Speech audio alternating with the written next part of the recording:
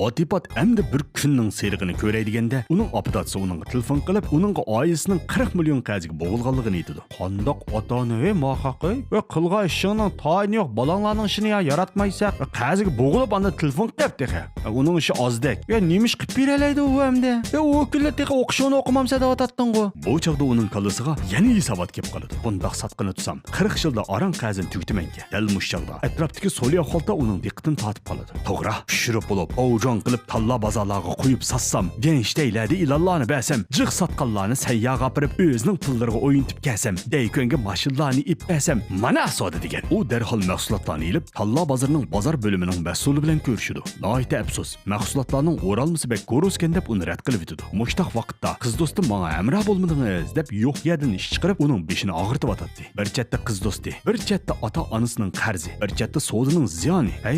Ey bola, o'qishingni o'qimay, oldir muhabbatlashib savdoga kirishib olgandan keyin oshta bo'lsa shu. G'at qisib yaxshi bir oliy maktabni o'qib, apangdadan bir yerga ish o'rinlashtirib qo'ysa, maoshingni xashlab, deykonga mashina ilib, gaydangich hobining qazini to'lab o'tasang bo'lmamda. Lekin Otipat bundaqli bel qo'yilgan bo'la emas-da. U o'ralma qoptin loyihasini qayta o'zgartib, texmi ixcham chiroyli qilib yasab, bozor bo'limining mas'uli bilan qayta so'zlashmoqchi bo'ladi. Lekin bu qitim u ko'rish fursatiga erisha olmaydi. U intoyin mayuslanib, qo'lidagi narsani tashlab qo'yib, biroqli bel qo'yatmoqchi bo'ladi. Lekin o'ylamgan yerdan u tashlab qo'ygan bu mahsulotni talla bozorda ishlaydigan birisi o'g'irlikchi yeb qo'yib, qattiq tetib ketib kelib, bo'limdagi hammalarning o'rtaq e'tirof qilishiga erishdi. Bozor bo'limi uni darhol chaqirib, uning mahsulotini bozorga selishga ma'qul kelib, uning bilan to'xtamlashdi. Lekin oldi bilan uning zavodining tozligini ko'rmoqchi bo'ldi. Tozlik? Uning zavodin bo'lmasa nədiki tozlik ey u? Keyinam tugab qolay deb qoldi. Bir haqiqatan bir rasmiyat bejaganimni ko'rmadim. O'ydagi doshqozondilik o'rgan narsa u. Ammo tijoratni cho'ng qilman deydi ekan,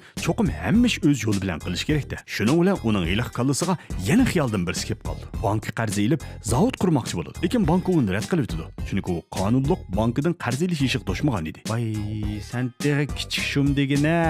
Shimpinjingmi yo'q degina senda nimda beshing yo'g'an narsa do'san, hey. Amalsiz qolgan Otipat o'zining mashinasini setib etib, "Voy, sen tega mashinangni sotmadingmi?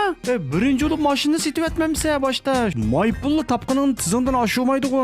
Onda iqtisod qilayotgan bola bu. Mashinangmi yo'q, uyingdagilarmi gadanga chiq qaziga. Endi qiz do'sting zakaz tashlab ketadi seni. Lekin Otipatning bu ishlarni o'yligidek cho'lisi yo'q mana. Haqiqiy tijoratchi mana mushtaq bo'ladi. U darhol mashinani sotgan pulga eski ambardan birini ilib, ichini pokiz tozalab, oddiygina zavoddan birini yasab, munosabatlik o'rinlarning tozalik tekshirishini kutib oladi. Darvaqa, zavodning nurg'un sharoitlari o'lchamga to'shmagan edi. Shuning bilan talla bozori o'ylashib boqayli deb ketib qoladi. Otipat bo'lsa, darhol o'zgartish kirgizib, eng chong tirishchanlik ko'rsatib zavodning sharoitini o'lchamga yetkazadi. Degandek, uning bu tirishchanligi bekor ketmagan edi. U oxir o'ngishli holda talla bozori bilan to'xtamlashib, dengiz qo'g'isining eng chong mol ta'minligisiga aylandi. 2 yilga barab olmayla, u dadisining barliq qarzlarini pak-pokiz to'lab tugitib, ularni yeniga qaytarib akiladi. 26 yoshga kirganda u Tailanddagi eng yosh milliarderga o'zgardi. U ishlab chiqargan bu mahsulot uningga yiliga 800 millionlik kirim yaratib beradi. Hamda butun dunyoning har qaysi joylarida bozorlik mahsulotga aylangan edi. Keyin uning oxirida bir odam uning bilan yondashib o'tib ketib qoldi.